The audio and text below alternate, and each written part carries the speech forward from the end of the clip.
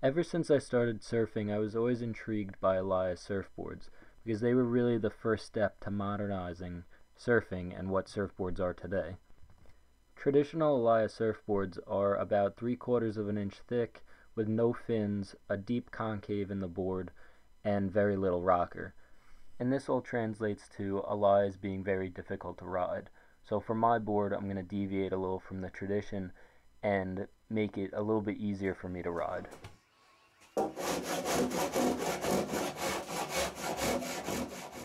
The first difference I'm going to change with my board is that I'm going to make it 2 inches thick, and unfortunately that'll make the board heavy. So to counter that, I'm going to hollow out the center, and making it hollow will add buoyancy and reduce the weight.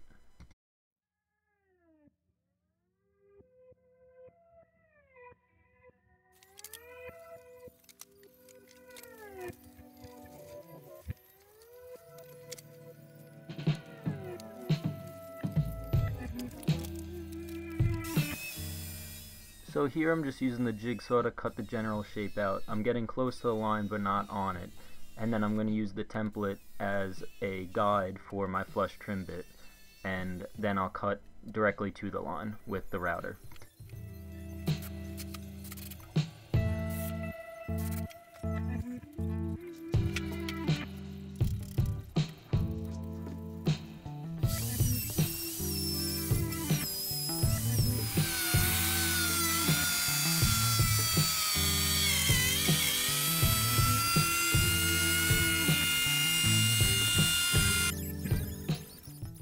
Here I changed the flush trim bit out with just a regular straight bit, and I'm taking multiple passes, raising the bit up to get the rocker curve.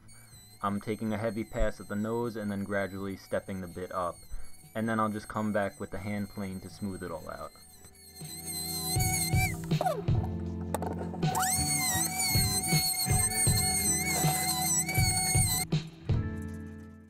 I removed more material on the nose to give the nose a little bit more of a kick up in the rocker, and then I'm just doing the same process for the tail, but taking less material off.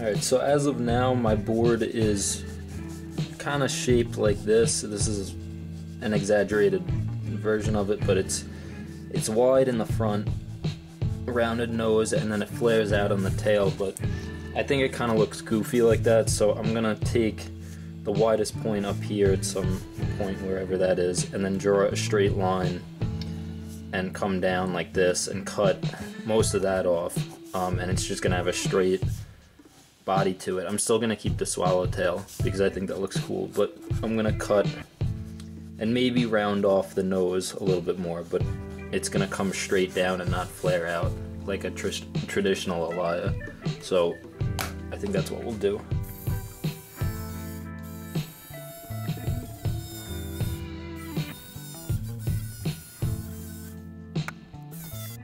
So I moved the board outside, and I'm using a sanding pad in my angle grinder to grind the concave in the bottom of the board.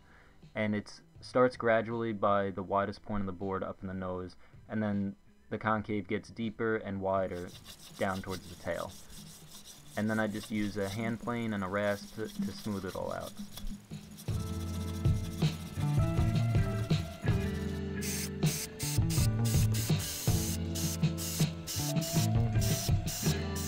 So to make it a little bit easier on my router, I'm removing most of the material with a Forstner bit, and then I'll just go back with a straight bit of my router and clean up all the holes.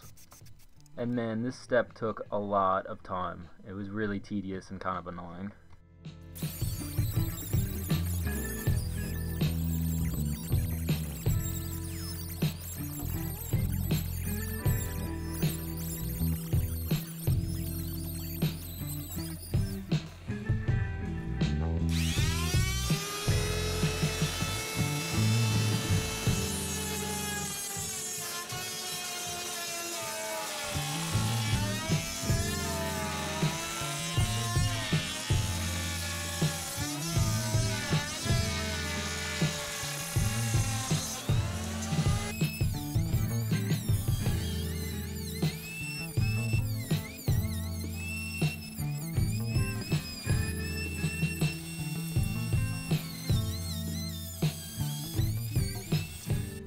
Next I'm drilling some holes in each of the sections just to further lighten the board.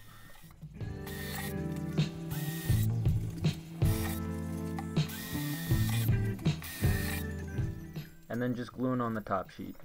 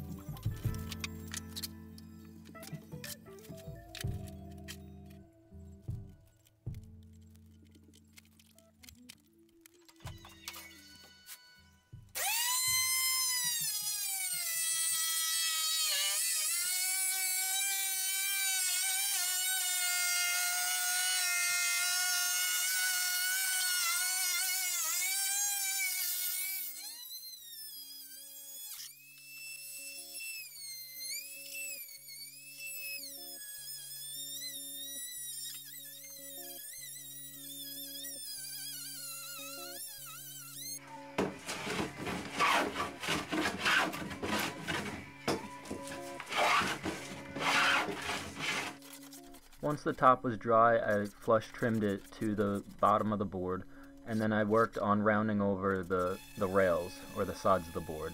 And then I just did a final sanding over the whole board. I think I went up to 220.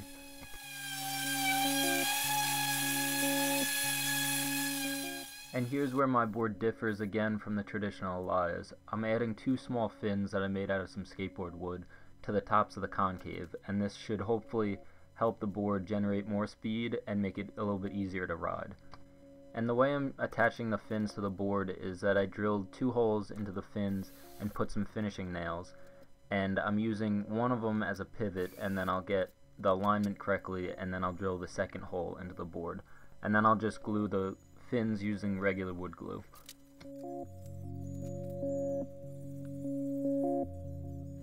And then just to keep going with the skateboard wood theme, I glued some of the scrap into a block and then cut a leash plug out of it. And that's just another finishing nail going through, and that's what the leash will tie to. And I just used a Forstner bit and glued it in.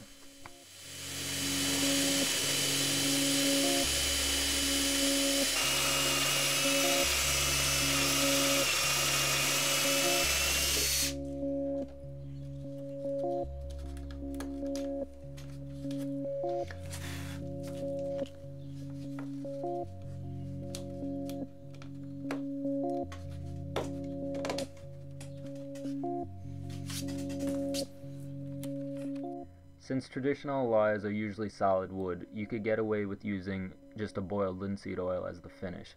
But since my board is hollow, I didn't want a small crack in the wood letting in water, so I'm covering the whole board with 2-part resin epoxy.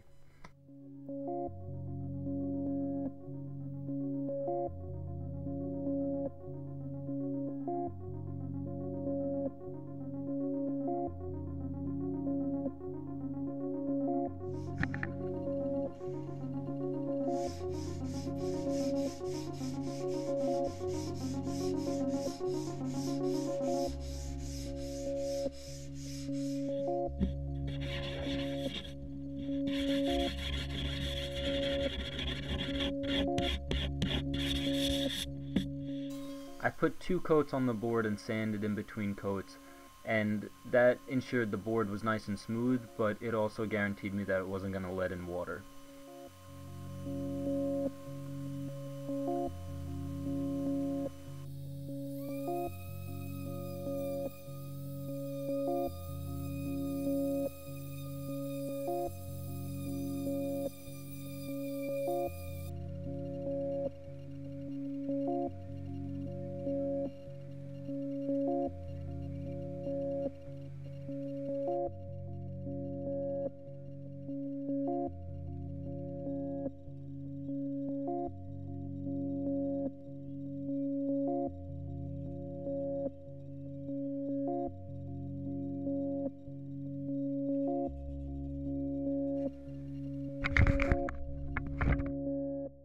So here it is all completed. It's 6'6" by 17 1/4 wide by 2 inches thick. And the weight is coming in around 10 pounds, which is kind of heavy for a surfboard, but I knew going into the project it was going to be on the heavy side, so I'm totally fine with it. This board is more or less a supplementary board for when the waves are small. I could take this out and just mess around with. So overall, I'm super pumped about how this came out. I really like the grain of the cedar and the color of the skateboard wood. I think they contrast each other pretty nicely. Alright guys, that's it for this project. I hope you guys liked it. If you did, definitely check out some of my other surfboard projects. You'll probably like those too. If you haven't already subscribed, please do so. Give me a thumbs up, comment below. I'd love to hear from you guys. And thanks for watching. I'll see you guys in the next one.